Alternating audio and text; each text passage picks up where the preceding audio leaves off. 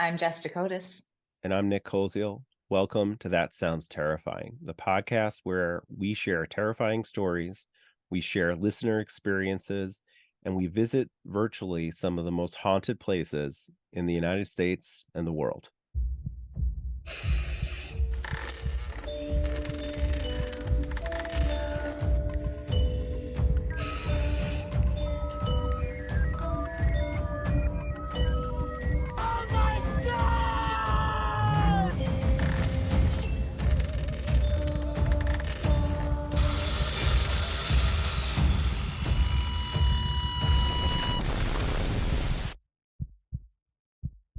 Hey everyone, Nick Koziel here with That Sounds Terrifying, introducing part 2, episode 24 of Everything is Possible with Rob and the Monroe County Paranormal Investigations Group.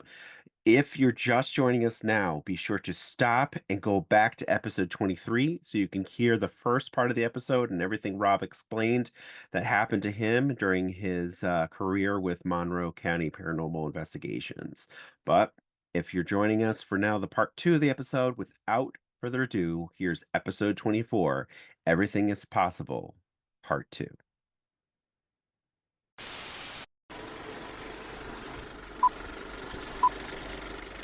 And, Rochester is a pretty old city. Right. It goes back into the, early 1800s. And, Mhm. it's funny.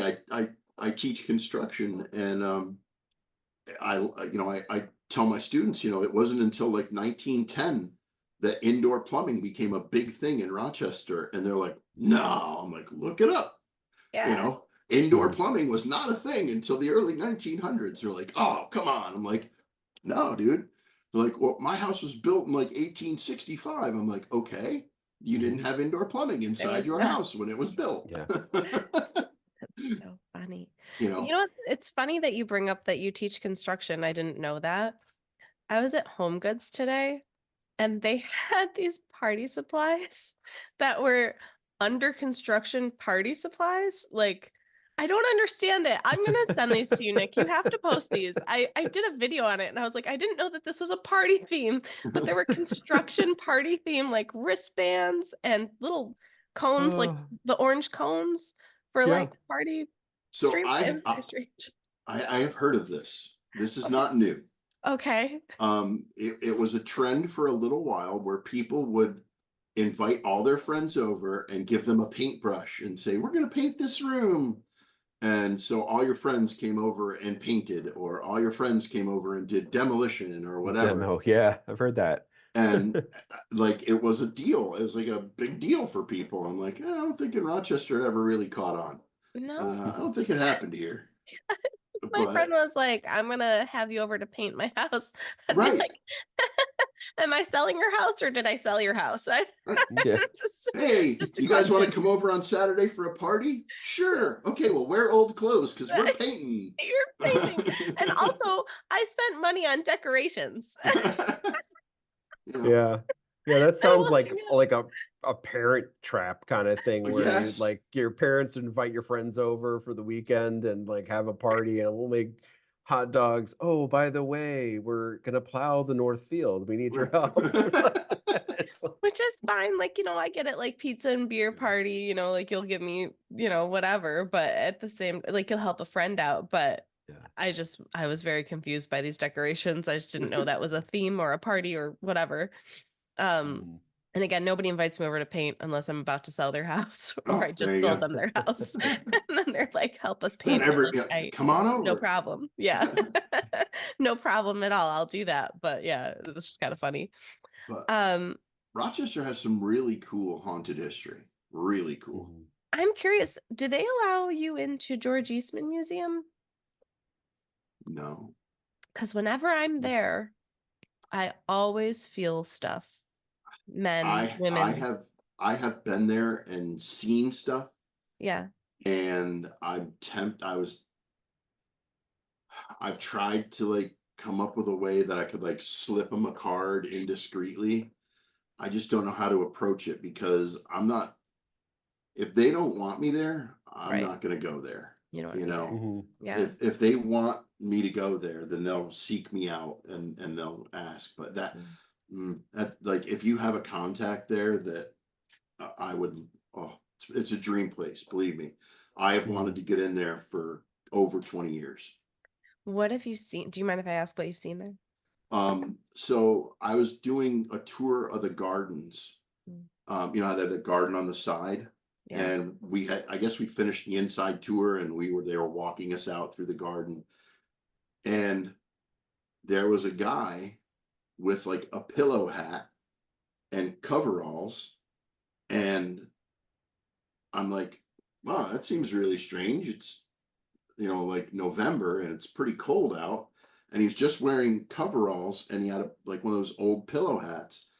And I remember thinking to myself how strange it was. And I turned and I said to the person that was here, look at this guy. And when I turned back, there was nobody there. It was like, and it wasn't long enough that I wouldn't have seen the back of them walking away. Right.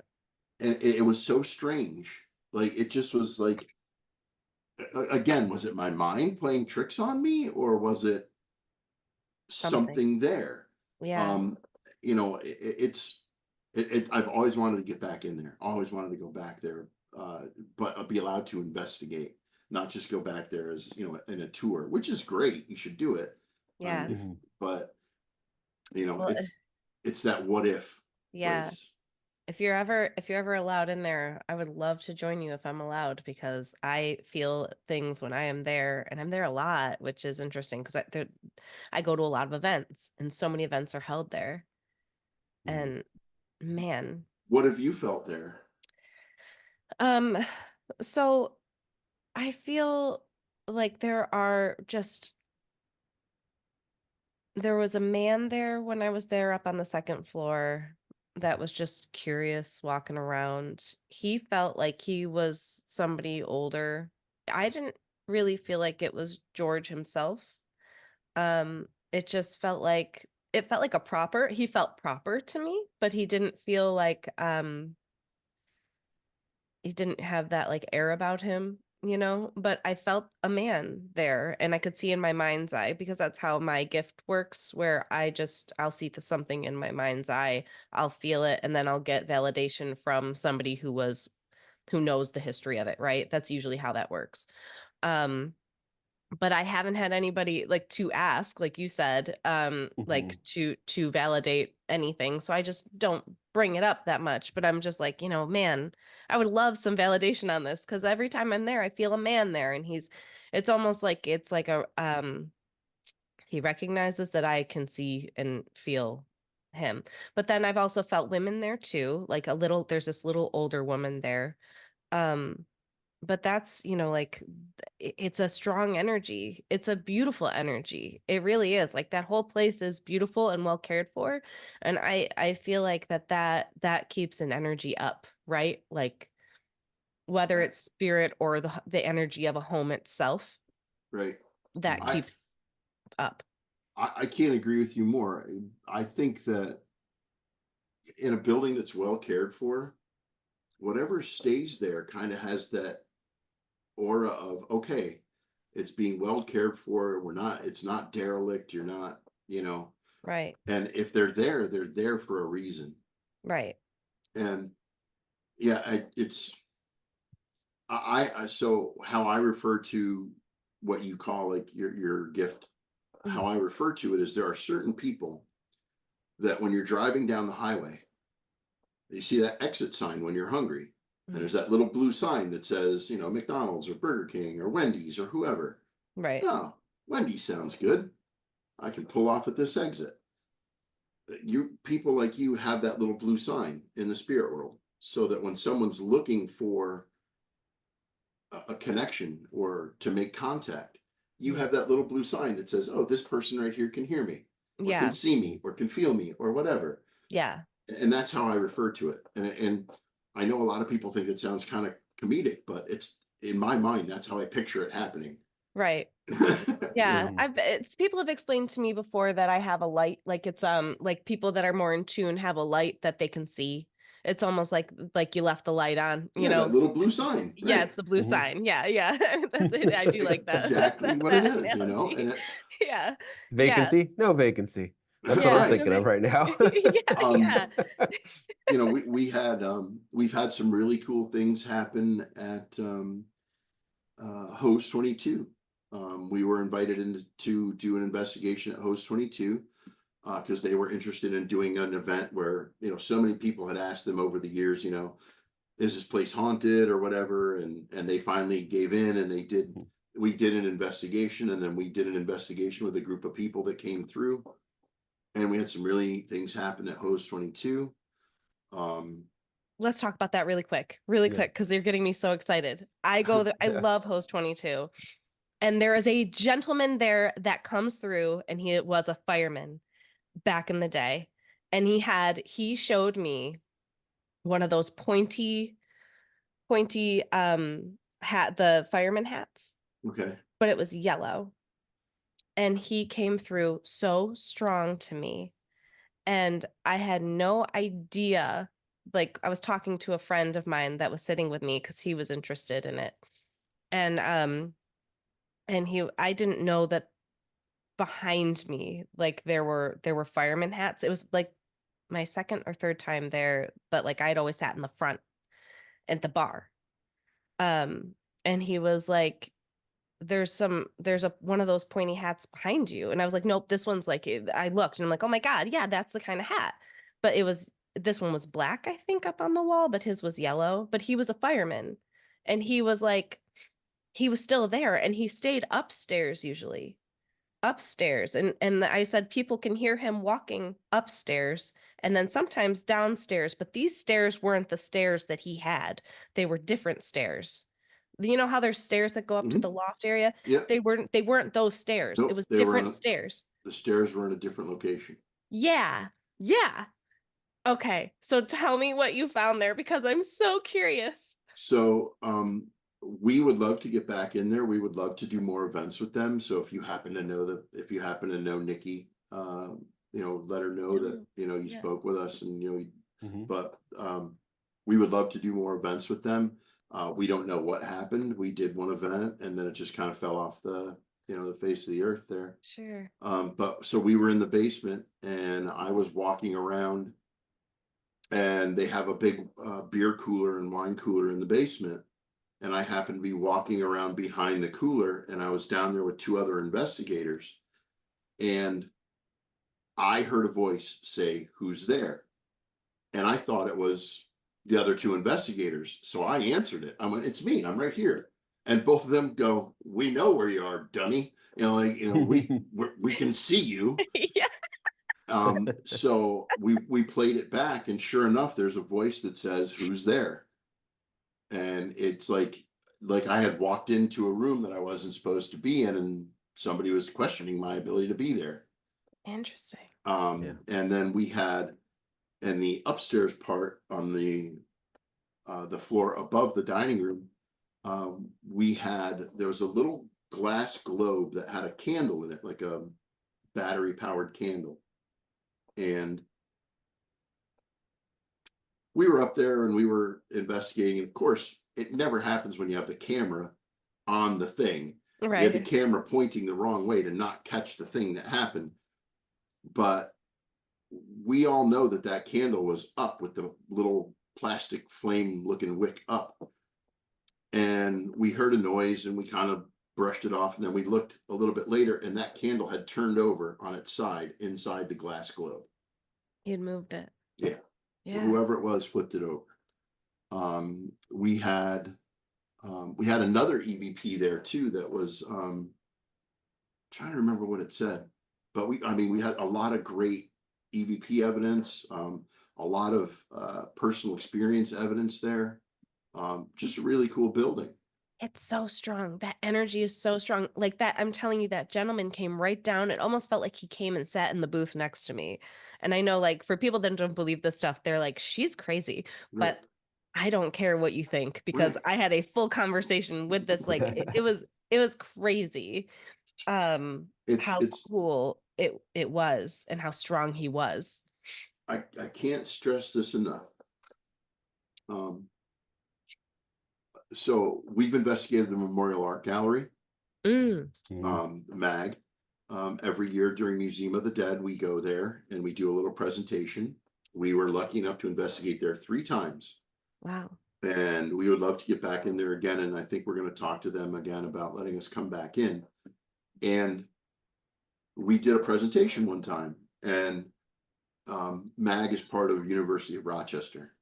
Yep. And this guy was there, and he was we were doing our presentation, and he was just kind of not hiding his, whatever you want, contempt for whatever it is we do.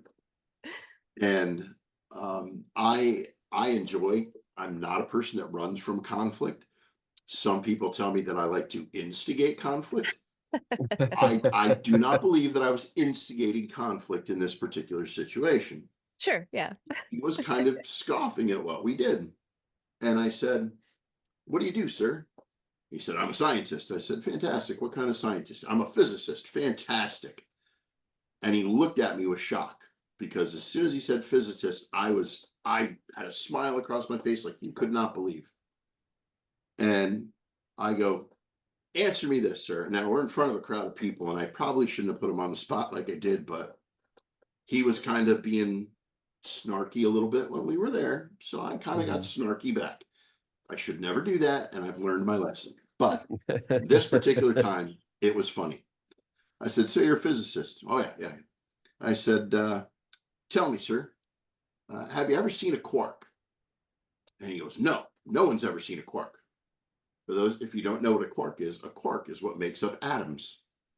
They are the particles that make up Really atoms. tiny. So they're so incredibly small that no one has ever seen one. And I said, "But you've proved their existence." "Yes, through math." And I said, "Through 4 dimensions of math, correct?" "Yes." I said, "Well, how come your math gets 4 dimensions in your science, but my science doesn't get extra dimensions as well?" And he stood up and walked out. I simply asked a question. That's awesome. I said, "How come you get extra dimensions, but I don't?" But I don't. Yeah. It's quantum physics. Yeah. It's So I get it. More people are willing to say that they've seen a UFO yeah. than to say that they've been, experienced a haunting or a ghost or whatever you want to call it. I don't really like the word haunting. It kind of comes with a negative connotation, but It does. And I find that most times experiences aren't negative. Like, our show is called That Sounds Terrifying, but most of the stuff that we talk about is not actually truly terrifying. It's just the unknown, and people are afraid of the unknown most Exactly. time. I can give you a little terrifying if you want. Yeah, why don't we do a little terrifying? We'll Okay. change it up a little. So, as I said, we have had cases where we have dealt with, I don't believe in good and bad. I think that good and bad is a subjective thing. You can tell me that I'm wrong all you want, but what's good for the spider is bad for the fly. Yeah. It's completely subjective. It's from your point of view where good and bad come from. We did an investigation in the Hornell area. And these people were building an addition to their house. And they were doing all the work themselves. And they started digging to build the foundation for their addition. And they found a grave marker. Now, grave markers are usually placed about a foot from the edge of a grave, right? Just above the head, about a foot away, they put a marker. You would think that they would have stopped digging. They found an additional 6 grave markers through the building of their addition and did nothing about it. Oh. Jeez. You have to call the cops. Notified no one. Did not pull permits for their addition. Oh my God. Just built this place on their own. The basement of said addition was part of the basement of said addition was a 10-foot by 10-foot square room with concrete block wall, a sloped floor with a drain in the middle of the floor and a 2-inch thick rolling oak door. There was nothing else in that room. There was a light dangling from the ceiling, and that's it.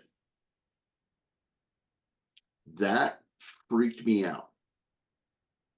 Here's this room. And the guy readily said, I don't know, I just felt compelled to build that room. My God. It's a soundproof room. It's 100% soundproof. There's nothing in there but a drain in the middle of the floor and a 2-inch thick door.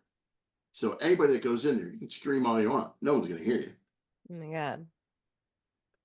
That investigation, I kept telling everybody that I wanted to leave. And they kept saying, we drove so far. We don't want to leave in the middle of, this, people are looking for help. And I'm like, I pretty much know what the problem was.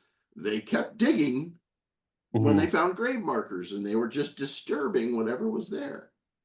And, the guy saying that he felt compelled to build this incredibly strange room in his basement. So we left eventually. And when we left, the lady that lived there, she offered us feathers from a turkey, I believe it was, as like a thank you gift. And stupidly, we all took them. And this was one of those ones where we started, doing that closing.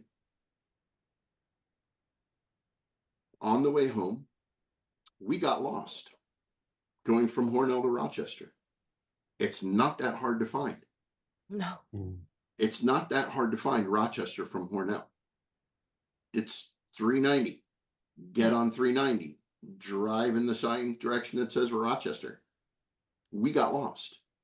We wandered around down in the southern tier for like an hour and a half trying to find our way home.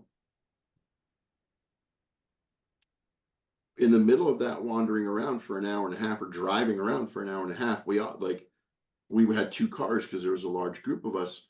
We cell phoned car to car and we said, we're holding these stupid feathers. We need to get out of the car and get rid of these feathers. So we got out of the car and we put the feathers out in the middle of this field. We continued to drive home. We used to stop for like food after an investigation, because after an investigation, you're generally hyped up and it's hard to just go to sleep. Right. So we found that if you went to like a diner or something and just had a little, couple pancakes or whatever, you could calm down a little bit, discuss the evening, and then go home and go to bed. Yeah. One of our investigators got out of the car to walk into the location we were going into to have some food and passed out. Uh-oh. Jeez. Another one of our investigators, who was very calm, very cool, very collected, sweet as pie, the next day stabbed her husband in the arm with a meat fork. What? because he was reaching across her while she was cooking. Another investigator woke up in the morning with a trident mark on her forehead. All these things happen. And it's like, I'm telling you this stuff now and I'm getting goosebumps from it, because I lived it. I saw it. I was there for all of it. So you can tell me I'm full of shit all you want. I was there. I lived it. Right. And I can tell you that after leaving that place, I was not right for 3 or 4 days. Wow. Oh, the guy that owned the place, his wife is the one that wanted us to come investigate. He wanted nothing to do with it. He sat in his armchair with a revolver, pulling the hammer back on the revolver and then pulling the trigger, clicking, pulling the hammer back, pulling the trigger, pull the hammer back, pull the trigger, pull the hammer back for like a half an hour. And I'm telling everybody, I don't think we need to be here. And they're like, oh, no, we drove this long way. I'm like, oh, no, I don't think we need to be here. Yeah. I'm surprised that everybody else was like, yeah, it's cool that the guy with the revolver is sitting in the chair. We drove all this way. I would have been like, I don't care how long I had to drive. I'm out. I think what it was like, they just looked at it as him having this nervous tick. So that was just like his nervous tick thing. And That is a weird nervous tick. Yeah. it was a very strange house, very strange. Yeah. Those people never did call us back, fortunately. But I mean, I think if you go disturbing a place like where people are buried, I think you kind of get what you deserve at that point. Especially Yeah. intentionally. Yeah, you have to call the authorities to get it, remove these bodies or whatever, move them somewhere else, rebury them. I guess the guy just figured that since it was right along the line that he was doing his foundation and he didn't have to go any further to either side, that he was fine. That's crazy. That's crazy. Don't know. Did you find outside of what happened to everybody on your team, did you find evidence at that house? Yes, we did. We got EVPs of a growl. Oof. We got a couple still pictures that to this day we really don't know. It looks like there's something in the still, but this is back in the days of 2.1 megapixel cameras, and you're like, ooh, 2.1, that's amazing. Yeah. So it's kind of hard to say. But yeah, definitely an interesting location. We were consulted. I did not personally go to, but we were consulted on an exorcism case. No. I followed up. I did go to the follow-ups on the case. I did not go to the actual part where, all the crazy religious stuff was going on. Yeah. Thank you. I can tell you that that is an experience that I never want to do again. Don't. Again, people like, again, I hate to say this all the time, but like people say, are you scared? No, I would be terrible at my job if I was scared. If I go into your home and I run out, right. Yeah. What are you thinking? Yeah. So I can't afford to be scared. I'm there to do something. Right. I was very unnerved. I guess that's the way I want to term it. Unnerved by the situation with the exorcism. Especially since it was for a 10-year-old boy. It was for a child. And it just, I don't know, I felt terribly for the parents. I felt terribly for the child. I just wanted to help any way I could. And I have come to my senses and said, sometimes you just can't, you're not the one to help. Sometimes it needs to be somebody else. You can't always be the one that rushes in. Right. You have to step back and pick your battles. And that's one that I think I learned to step back and pick my battles. Yeah. I don't know if that makes any sense. It does. Makes Absolutely sense. It does. I don't dwell in that kind of neighborhood. I don't walk in that neighborhood. Like the low level energy stuff. When I'm trying to connect to the other side, it's never, I don't want to connect to those lower level things. I don't necessarily believe, for me personally, I'm not a big believer in hell or Satan or things like that, but I do believe in things that can be quote unquote demonic, because I do believe that there is evil. So those sorts of things, I don't play in them in those areas. So if somebody was like, would you like to join us for this exorcism? I'd be like, no, I do not ever want to join you for that. I think what swayed me to be involved was just that it did involve a child, and I felt like I had to try. I had to see what I could do. And I don't know that I did anything or didn't do anything. I to this day, I don't know. But I do know that I don't want to be part of that, And so it, kind of like to your point, Jessica, if you believe in ghosts, if you believe in spirits, they're dead people. Right. So are there assholes in life? Yeah. So there's gonna be assholes in death. Right. And and when you think about like all these things that people say, demons and things like that, I'm not 100% sure I'm sold on that more as I'm sold on negative energy. It's the negative because we know those people. There are people like that in our lives right now that are just miserable and go out of their way to make other people miserable. And if they do that in life, what are they going to do in death? Right. Yeah. The same damn thing. Right. And, yes, there are evil people out there in the world that, kill children and do horrible things to other people, and when they die, maybe their spirit hangs around. And I would assume that if they were that way in life, again, probably going to be that way in death. So they're probably not the kind of people that we want to interact with anyway. Right.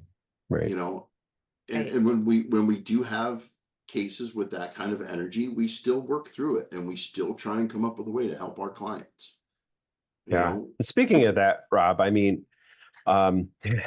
it's so funny. I have to drive through Hornell today to go pick up my daughter. And it's so funny that you mentioned that. I'm like, great, that's exactly where I'm going. So I'll just stay off of any kind of weird country roads there. But I will tell you, it was the only house on the road, and it was a dead end road. So unless all right, well, I will not be going there. And if I make a wrong turn and end up on a dead end road, I'm not going there. So, but speaking of help, like, you know, that's something important that you do. How do people get a hold of you? How do people, you know, kind of get your assistance? What's the best way? We are on Facebook at Monroe County Paranormal. We are on Twitter. I don't know. Could be. X, Twitter, whatever. Could be. But the easiest way is if you go to our website, which is monroeghost.com. There's a contact us form. There's also a phone number people can call and speak directly to one of our case managers. If you call, leave a message. Tell us why you're calling, and we will happily call you back. We all have real jobs. We all work. We all have families. So there are times that we cannot answer the phone when it rings. But if you call us, we will call you back. Just leave us a message. But I think the best way is either through Facebook or our website, monroeghost.com. Great. And we'll put that in the show notes for sure. And I mean, we're going to have to ask you to come back because you've got probably 1,000 other things to tell us. I'm not going to come back until one of the two of you agrees to come to a Union Tavern investigation with us. It's going to be both of us. You're stuck with us now, Rob. Sorry. I'm fine with that. I'm perfectly fine with that. I would love. And I'm joining that circle, so you know, I'm not leaving with anybody extra. Okay, living or dead. You know, we have we have such a fantastic relationship with Kelly. And that's great. She's super cool. I can't say enough kind things about. She has told us anytime you guys want to come in and investigate, she's like, you know, just come in, and when you leave, lock the doors. Yeah. You know, like it's like we feel funny doing that. We're like, Kelly, you know, don't you want to be here with us? Oh, no, I trust you guys. Like, okay, we're only going to do it if somebody can stay with us because we don't want to be, you know. Yeah. But it's just she's so awesome, you know, that she just wants, you know, that she's trying to share this really cool place with people and this really cool thing. Because let's face it, you know, you see the television shows. How many times do you really get to go out and do it? Right. Yeah, and we're not on key level access by any means, but she's been so overwhelmingly helpful. Like when we were featured in 585 magazine, we did the the interview there. I mean, the pictures. It was great. Yeah, so she's super highly recommend. Cool. Our unofficial sponsor. Yeah, she is awesome. I can't say enough. We were in 585 magazine too. I don't know if you found the article or not. But we were in 585 magazine, and the article was called Haunted Land or Hot Dog Stand. Oh. Because we broke down White Lady's Castle and the truth behind White Lady's Castle. And cool. Yes, it was never a house. Right. Yeah. Yep. It was where you sat and ate your hot dog when the zoo was over. Off a zoo road. Yeah. We talked about that too. Yeah. Yeah, we did. But we'll link a link to that as well. Awesome. Sorry, Jess, keep talking over you. But I loved I loved 585 magazine. They said they were going to get back in touch with us, and then I don't know what happened. Well, they're gonna. Yeah. This has been really cool. Thank you so much. And yeah, we're definitely what are the dates? September 28th. Which is National Ghost Hunting Day. Oh, cool. We will be investigating Margin Manor in Appleton, New York. I've been Oh, there. nice. It's a winery out Yeah. and so what happens is we do a public investigation where we investigate the house and grounds, and then there's a wine tasting afterwards. So you get to go there and see spirits and then drink spirits. Yay! Go Everybody's see Yay. happy. spirits. Sounds And familiar, Jess. so we do that one. I know the date of that one for sure. That's in September, and then November 9th, I believe it is, we'll be back out at Margin Manor. There. We do events at Union Tavern every month. It'll either be a presentation where we just talk about what we found. That way, if you're not into the whole investigation thing, but you really want to find out the stuff that we found there, we do a presentation of that. And then other nights we do the investigations, but we are there every month for something. And we can, I know Kelly has offered this out to people, like if you have a birthday party and you want to do a birthday party and do a paranormal investigation, reach out to Kelly. She will set it up, and we can come out and lead your birthday party through a paranormal investigation. Who does And- that, right? Yeah. No, And enjoy that's delicious, awesome. delicious food too. I think while that's you're better there. than come to my birthday party and paint. Paint. Come Yeah. to my birthday Under Paint party. house. construction. Right. Come to my birthday party and look for ghosts. I think that's better. That is Yeah. better. I think Especially in the- October. My birthday is October 27th. So There you go. let me tell you how many Halloween birthday parties I've had. Is that a Friday? October 27th this year. I don't even know. I try to Jess, avoid that sounds like a my really birthday. great, that sounds terrifying kind of party. This year it's a Sunday, but yeah, it does sound like a really good. Okay, because Party. we do Museum of the Dead with Memorial Art Gallery on the last Friday of October, which will be the 25th. 25th. So we have Mag. Museum of the Dead at MAG, which is incredible. It's an incredible costume party. That is fun, And- Ben. And we've been there every year that they've done it. We have had a table every year, and we are a firm believer in Memorial Art Gallery. We think they do great work. Which is Great. funny. I mean, I agree. It's funny. I've been there so many times and I've never felt really anything there, but I'm also usually just like so obsessed with all of the art and everything. And the incredible costumes. Yeah, the costumes are Mhm. cool at the Museum of the Dead, but I've only been there. I've only been to the party once, I think. Once or twice. And it was a really fun time, but it was years and years ago. So But I for have to those go interested back. in coming out to Union Tavern, our Facebook page, we put the dates out on the Facebook page, usually about 2 to 3 weeks before the event. They sell out. When we put it up on our Facebook page, you have about 24 hours before it's sold out. And it's been consistently. It happens that way consistently. Awesome. So if you see it on our page and you want to go, jump in and buy tickets right when you see it. We usually go from about 9:30 till 12:30, and we investigate all 3 floors: basement, main floor, 3rd floor. We are going to start expanding. We would like to do some investigation of the outside of the building as well now. Cool. So it's going to get bigger and better. I wish I had more. I wish I had the dates right in front of me of when we would be there for sure. But well, everything will be there and linked into the notes, so people Yeah. can grab it. And then as they go forward and they re-listen to the podcast or at a different time, they can check it out. And we're not paranormal investigators, but even we had an experience while recording our Yeah. podcast there. So okay, Yeah. what happened? I gotta know. Nick, you want to share it real quick? Well, I shared it with you a little bit on the phone, Rob, but Right, but I want to hear the whole were story. yeah. So we were recording live, well, not live, but recording in person. And we had actually been at the Blossom Road, I think, business park before that, and I had a technical problem there, and I'm like, I was determined not to have that technical problem again.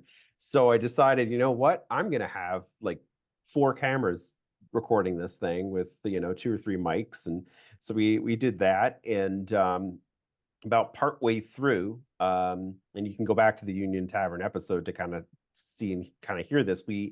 I heard a click, and I'm like, that's not supposed to happen. And so I went over and I looked at I looked at my phone and I saw that had turned off. And I'm like, well, that was sort of explained away pretty quickly because it just ran out of memory. It ran out of room. Right. And then when I looked at the camera, I had noticed that it had turned off. And not only had it turned off, like stop recording, because you can just hit that little button, it had like physically the button got pulled over. It The got, lever. yeah, you actually had to manually move the Yes. lever. Right. Right. Yes. And that was the click that we heard. So later on, and we explained this in the previous episode, we went back and I was editing, and when I was downloading the files, I noticed that my phone had, I think it was 4 or 5 separate files that I downloaded. And the only way to explain that was if someone hit record, hit stop, hit record, hit stop. Right. So we had several, of course, like you had said before, all the cameras are facing towards us, and the computer I had facing towards me, I could see the little green light was always recording, but we didn't have anything angled at any of the cameras to see. Never happens, Emily. Why would we videotape the camera? Yeah, right. You So- should do that. I have something for you, and I think Okay. you might want to. I'm going to get you his information off air. Sure. You may want to interview this gentleman. His name is Jason Milton. Okay. He is from Rochester. He has a YouTube paranormal investigation show. Cool. He was a finalist on one of the Ghost Hunter Apprentice shows. Like, he was due to be on TV with Ghost Hunters, or going to, in the running to do that. Really great guy, really, really awesome guy. Has helped me with some technical questions. I'm sure he would love to do the podcast. Cool. He had a camera shut off on him at Union. Oh, wow. There's somebody it's playing around with the consistent. cams. Cool. Yeah. Same That's idea. really All right. cool. Awesome. We Validation. have never had a camera shut off on us at Union, but I have gotten so frustrated with everything happening off camera that I've stopped bringing cameras in, because I don't know how to cover the entire building. Right. Mm-hmm. So I just get so frustrated that, like, we had when we do the investigations, Kelly has a spot that she sits at the bar, and she sits there so that people have questions, they can go ask her. And right in front of where she sits is the little cart that all the clean glasses come out of the kitchen to get put away at the bar. And we're there, and the cart moved a good 1.5 feet on its own. And of course, it's literally 6 inches out of camera frame. Of Mhm. course. And I finally just said, you know what? And every time, like, the other people that do the investigations in the group, I should mention that my case managers are Brian, Melissa, and Stacy, and our tech manager is Adam, and we have Jen, who's also been with us over 20 years, and 2 new investigators. Dawn's been with us about a year, and Brian Part 2 has been with us for about 6 months. And every time they're like, Rob, do you want to set up cameras? And I'm like, I don't know. Every time we set up cameras, whatever happens, we never catch it. It's never on camera. Yeah. And I'm like, now I have to go back. And I remember you saying it, there's like a physical lever to shut the camera off. So now I have to go back and I have to bring cameras, and I'm going to have to. Yeah. It Well, was Rob, so cool. they have a like, because the business that I'm in, I go to a lot of different trade shows and things like that. Mhm. And one of the booths that I commonly go to is this company that does tactical cameras. And it's literally like a camera grenade that you kind of throw out, and they have it like, in hovering versions and stuff like that. It's for you to see every angle of a space for, like, police or for the army or whatever. Or So for paranormal investigation. right. Okay. So they're starting to come out with things that really, it's basically this ball of just cameras, and anywhere it lands, it's going to have an angle. So you could actually physically sit it in the center of the room and you'll get pretty much every angle. So anyways, We're looking into that. Yeah, we'll have to look into that. I'll see if I can find that company for you. But Well, Bosch does one. When I worked Yeah. at Bosch and security cameras, we have a 360 camera. yeah, You just literally pop on the ceiling and it has a full 360 view of everything. Yeah, but I think that one was close to $2,000. Oh yeah, Yeah. it's probably very, very, very Yeah. expensive. Bosch is extremely I did- expensive. Right. they're not Yeah. cheap. No, I don't have $2,000 camera money. no. Plus, I have it's like a whole system Right. that you Yeah. don't want to touch. I have Walmart clearance money. Yes, yeah, yeah, yeah. We do this for That's true. free. It's Right. not. Remember, we right. We help We all can of our relate. clients for free. Yeah, Yeah. we do the podcast for free. We get it. We get it. We Yeah. all have day jobs. Um, well, thank you so much. This has been so freaking cool. And yes, I would love to join you. So I'm gonna follow you, make sure I'm following you on Facebook so I can absolutely hop on that next investigation. It'd be so, so cool. Well, it's not. Um, I would tell you right now, for you guys, you don't have to worry about getting a ticket. I'll just make sure that Oh, there's thank space you. for you. oh, thank you. Yeah, let us know. Because Kelly will say the same thing. Yeah, I appreciate She will that. say Yeah, the same thing. we'd love that. That'd be so neat, Nick. We could like do like a little live session. Yeah. Yeah. That'd be neat. Be Um, awesome. well, I hate to wrap this up because this has been such a great conversation. There's so much more to talk about, but okay. Whether it is a really delicious caramel stout, or ghosts, everybody keep your spirits up.